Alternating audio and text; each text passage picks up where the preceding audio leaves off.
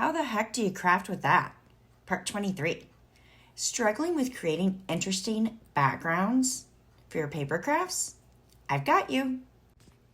One tool every paper crafter will want to have in their arsenal are Stencils by Stampin Up. With Stencils, you can effortlessly add depth and texture to your projects, taking your backgrounds to a whole new level. Let me show you. Grab your desired stencils, ink pads, blending brushes, cardstock, and low-tack removable tape. First, secure your cardstock to some scrap paper so it doesn't shift on you. Place the stencil on top of your paper and secure with tape. Next, apply ink to your cardstock with a circular motion, gradually building up the desired intensity of color. Once complete, carefully remove the stencil to reveal the stenciled design. Follow for more crafty tools tips.